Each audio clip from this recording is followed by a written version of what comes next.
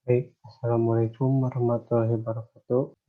Kali ini kami dari kelompok 2 akan mempresentasikan tugas besar pemodelan sistem.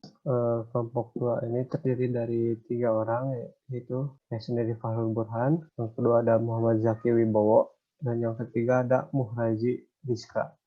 Study case dari kelompok kami yaitu PT Model adalah perusahaan yang memproduksi dua jenis produk alat elektronika, yaitu yang pertama ada osiloskop dan voltmeter. Proses produksi ini melibatkan 3 stasiun kerja, yaitu yang pertama stasiun kerja circuit board, stasiun kerja sasis, dan stasiun kerja final assembly. Nah, masalah dari study case ini yaitu apabila permintaan tidak dapat dipenuhi, maka akan terjadi kehilangan penjual karena konsumen akan membeli produk osiloskop dan voltmeter yang diproduksi oleh perusahaan lain. Dan ini akan menyebabkan perusahaan akan mengalami kehilangan keuntungan per unit. Selanjutnya yaitu langkah untuk memecahkan masalah ini, yaitu terdapat 2 langkah. Yang pertama ada memformalisasikan masalah, dan yang kedua membuat model matematis. Nah, selanjutnya ada problem situasi.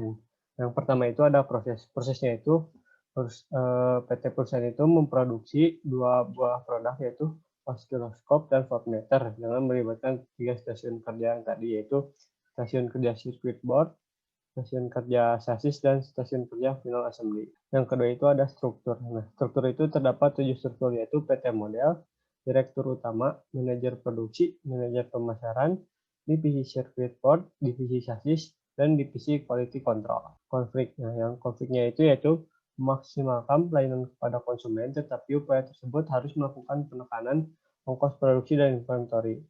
Perusahaan juga harus menekan harga dan kualitas agar dapat bersaing dengan pesaing lainnya. Yang selanjutnya ada uncertainties, yaitu harga osiloskop dan produk voltmeter sangat bergantung pada kondisi pesaing, sehingga tidak dapat dikendalikan oleh perusahaan. Selanjutnya ada aksi dan reaksi. Apabila permintaan pelanggan tidak dapat terpenuhi, maka akan terjadi penurunan penjualan, karena konsumen akan membeli produk osiloskop dan voltmeter pada perusahaan lain. Selanjutnya ada kontrol. Nah, pada kontrol ini terdapat 4 kontrol, yaitu harga jual produk, jumlah unit produk, jam kerja operator dan mesin, dan biaya produksi. Selanjutnya ada goals and aim. Nah, pada goals and aim terdapat 3, yaitu menjadi market leader. Yang kedua, PT Model ingin memenuhi permintaan pasar dengan harga dan kualitas yang dapat bersaing. Selanjutnya mengurangi biaya overhead dan maksimasi layanan kepada konsumen. Ini ada Worldview. Nah, Worldview itu PT Model merupakan perusahaan yang memproduksi 2 jenis produk elektronika, yaitu osiloskop dan voltmeter. Nah, pada people, pada PT Model ini yaitu terdapat 12, yaitu CEO, direktur produksi, manajer produksi, operator, laboran, direktur utama, pimpinan perusahaan, direksi perusahaan, direktur produksi, manajer produksi, manajer pemasaran, dan konsumen.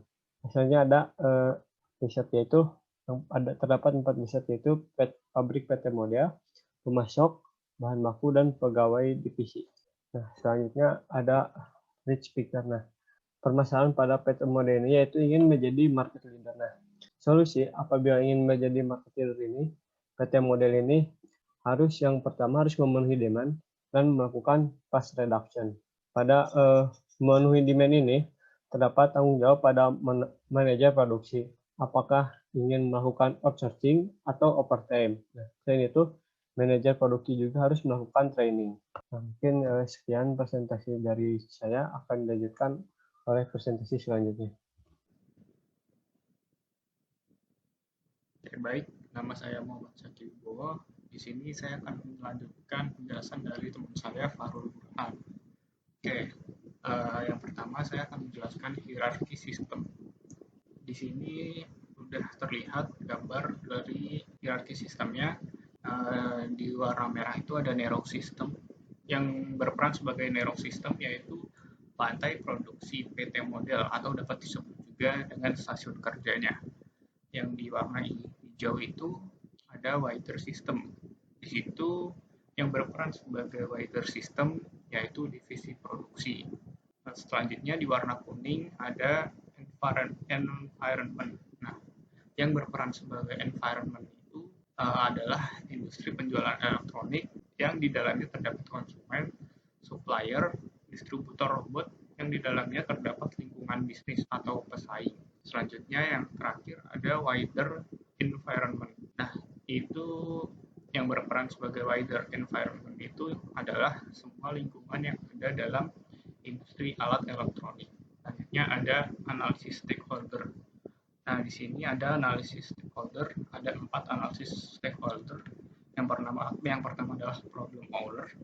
Nah, pada PT Model ini problem owner-nya adalah CEO dari perusahaan karena keputusan dan perencanaan merupakan kewenangan dari CEO PT Model.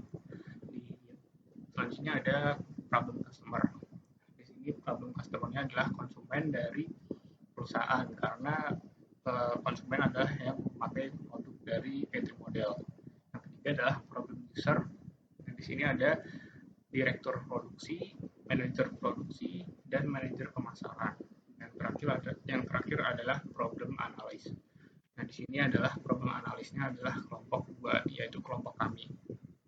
Next adalah 6 elemen masalah. Nah, ada 6 elemen masalah yang harus dilakukan, yang ada 6 elemen masalah yang harus dilalui.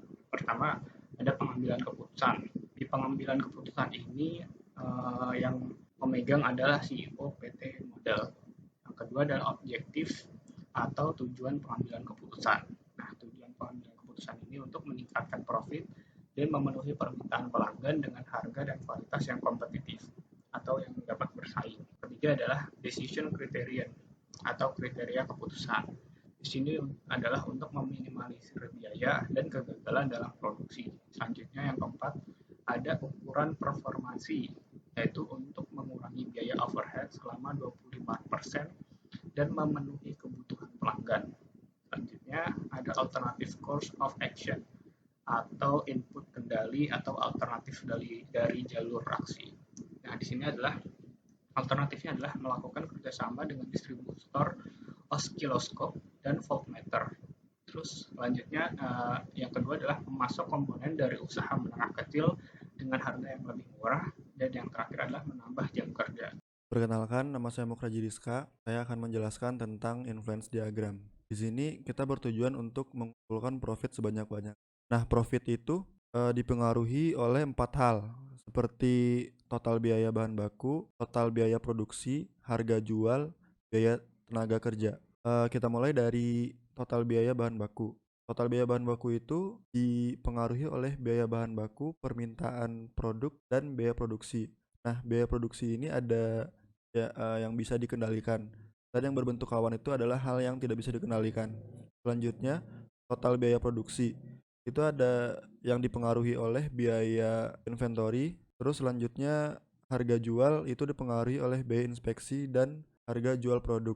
Selanjutnya ada biaya tenaga kerja yang dipengaruhi oleh jumlah tenaga kerja dan biaya pekerja. Selanjutnya itu ada model sistematis. Model sistematis itu digunakan untuk memperkirakan bagaimana sistem akan memberikan tanggapan pada kondisi-kondisi spesifik yang pasti tanpa menguji sistem fisik yang sebenarnya. Nah, di sini ada simbol-simbol yang digunakan gitu, seperti profit, total biaya produksi, total biaya bahan baku, total biaya tenaga kerja, dan lain sebagainya. Selanjutnya itu ada solusi dari permasalahan kita.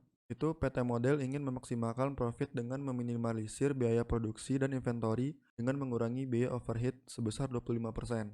Berusaha untuk menjadi market leader dengan memenuhi permintaan konsumen dengan menentukan kualitas dan harga yang dapat bersaing dengan kompetitor. Dengan begitu, konsumen akan tetap membeli produk pada perusahaan. Perusahaan juga bekerjasama dengan distributor, menambah outsource, dan dapat mempengaruhi harga terbaik untuk menjual produk tersebut dibanding dengan pesaingnya. Profit yang didapatkan oleh PT Model setelah meminimalisir biaya produksi dan inventory adalah sebesar 2.845.925.000. Ini ada uraian dari harga jual per unit, bahan baku, ongkos tenaga kerja, dan overheadnya. Di sini ada profit. Terima kasih. Mungkin sekian presentasi dari kami. Apabila ada kekurangan, mohon dimaafkan. Assalamualaikum warahmatullahi wabarakatuh.